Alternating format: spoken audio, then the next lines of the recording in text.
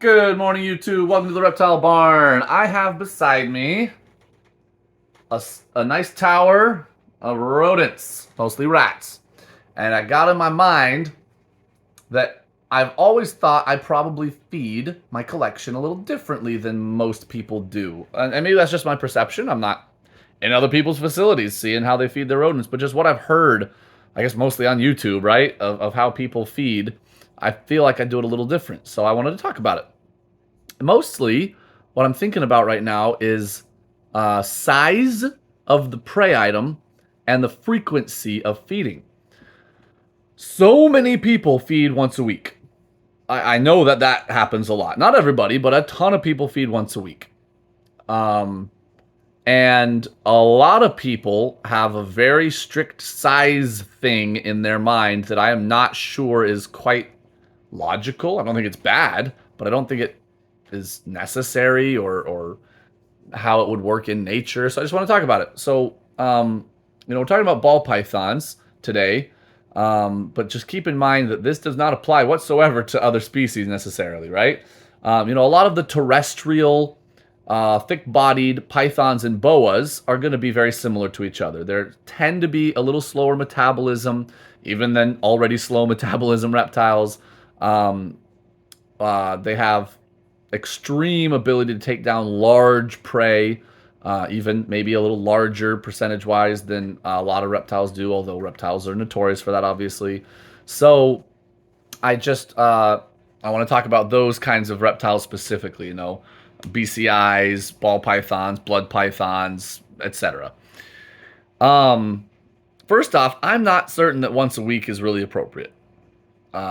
Could be, maybe, but I don't think that's the best way necessarily to do it. You need to take into account their sex, their age, time of year, whether they're breeding or just a pet. There's a lot of things that play into this, right? And then the size thing. The only rule of thumb, there's two that I have heard. But again, I challenge you to find me a scientific study to back these things up, or at least an observation study of naturally occurring predation events in the wild of a sample size that is enough to be accurate, or that you feel comfortable drawing conclusions from. I one time saw a snake eating this one thing is not enough for me, and it shouldn't be. We need to have like a standard of proof here before we're just like, all python keepers should keep them this way now because of this one time this one old guy saw something when he was traveling in Africa. So the two rules of thumb I have heard that I don't think are bad, I just don't see why they should be considered better than anything else without any proof. One, feed your snake an item that is either as wide or slightly wider than the widest part of your snake's body. Okay? The next rule of thumb I've heard is that by weight, feed your snake 10 to 15% of its body weight. So if you have a 100-gram snake, feed it a 10 to 15-gram rodent, etc. Okay? Well, I don't know too many people that are feeding a really large ball python, 4,000 grams plus, a 400 or 450 gram rat. I don't know, do rats, I guess rats probably do get that big, but that's a monstrous rat, right? Most people, and this is kind of contradictory in my mind, are like, oh, I would never go over a medium rat. Some people even say I'd never go over a small rat. And I'm like looking at my big females here that are like as big around as my leg almost. And a small rat is like a snack. So first off, at least like match what you're feeding to the size of snake that you're feeding it to, right? Like don't just generalize all these animals. You have an adult male that's 600 grams and you have an adult female that's 4,500 grams. They should not be eating the same thing. And I hope nobody is feeding them the same thing, but sometimes the advice that comes across makes it sound like you are. That's wild. I don't think that should be, and I don't think that it really is. So I'm not accusing anyone of anything, but sometimes it sounds that way. So The size thing, I don't think that's a bad rule of thumb necessarily because we're so used to feeding our pythons and boas rats. However, a rat is a long, slender animal. Not as long and slender as a snake, but it is a very long and not fat animal. So is a mouse. So is pretty much any rodent. However, what if you're feeding your boa a bird? What if you have a really large snake, a retic, a berm, an anaconda, and it's eating piglets or big pigs or goats, turkeys, whatever? These are not long, narrow-bodied animals. And I don't think that the thickness thing works very well in those cases. So, just something to think about. The 10 to 15% of the body weight. Again, I'm not buying that as being superior to other methods because in the wild, I would guess, I don't have proof, but I would guess that these snakes are opportunists, majorly opportunistic. And if something as low as 4 or 5% of their body weight walks by, they're going to pounce. If something 25, 30, 35% of their body weight comes by, they're going to pounce. If they think I can overcome that and I can swallow it, I can still fit down my burrow and digest this sucker, they're going for it, right? It'd be stupid not to. You don't know when the next meal is coming if you're in the wild. So I just don't think that it's necessarily the most natural way to feed any of these animals.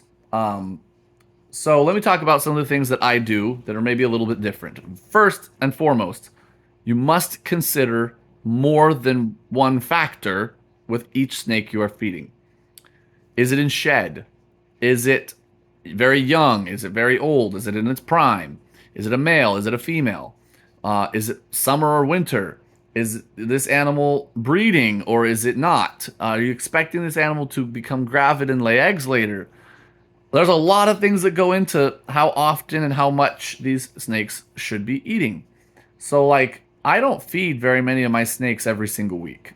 Of my adult snakes, I should say. My adult pythons and boas, I should say. A lot of my colubrids, I do. In fact, my young garter snakes are eating every 3 days, George, my adult eastern indigo, he eats normally between every 4 and 7 days. But again, we're going terrestrial, large-bodied pythons and boas for this video. But species you got to keep in mind, right? So if it is breeding season, I know that most of my males are gonna go off of food at some point. I know that they are burning way more energy during the breeding season than any other part of the year.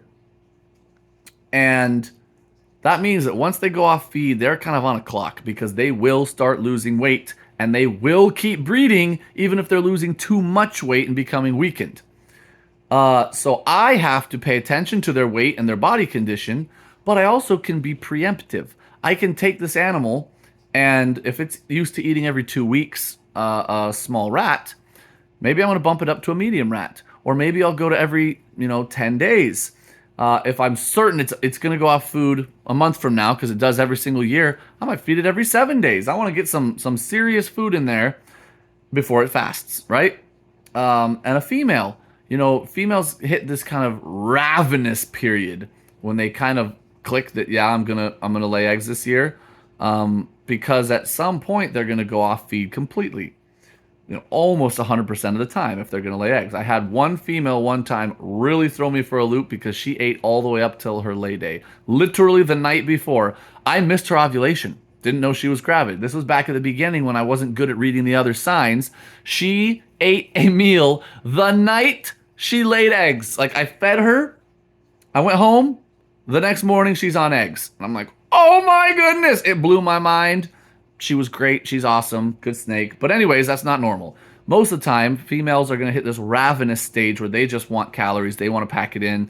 I give it to them. My larger animals, I don't like feeding my adult ball pythons more than once a week. I really don't like it. I feel like they need biologically, physiologically, a gap for their stomach to shrink down, to kind of, sequester those nutrients that they just digested around their body, formulation of healthy fat, muscle if needed, whatever, right? They need that to maintain themselves properly. I think that it's important to give them a gap.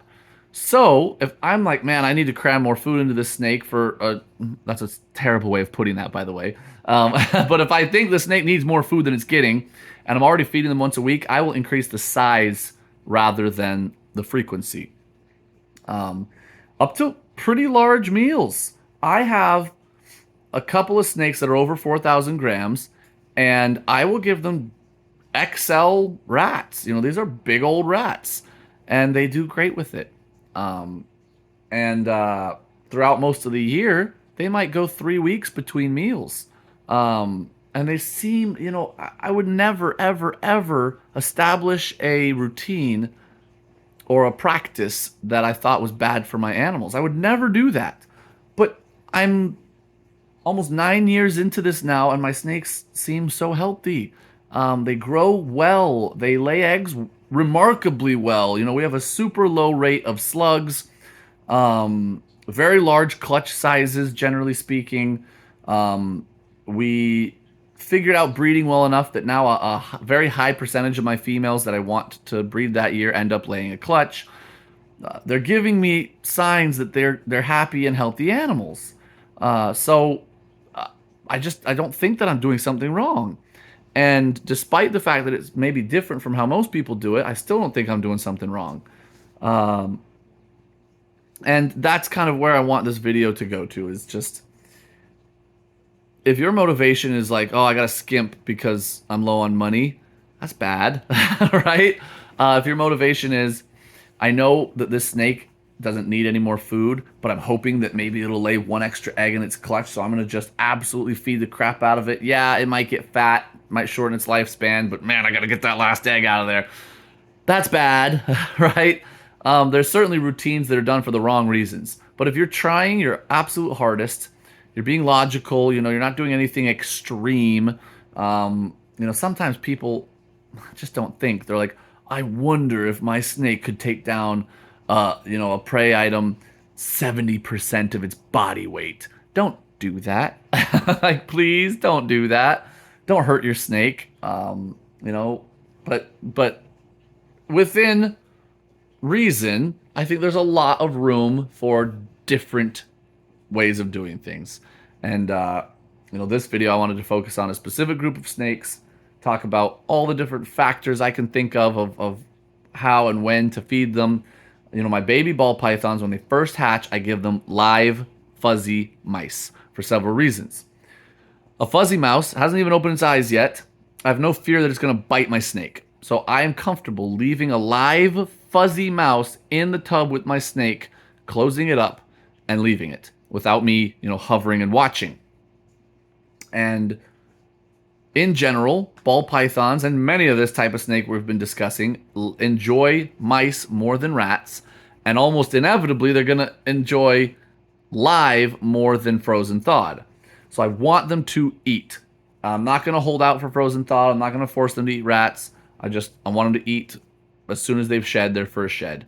And most of them do, right? And I'll feed them every 5 days, usually every 5 to 7 days, a fuzzy. If they do well 3 or 4 times, then I'll give them hoppers. And obviously, at that point, I'm watching because I don't want any of my snakes to get bit. And if they do well with those and haven't sold yet, then I start switching them to frozen thawed, which usually is pretty smooth.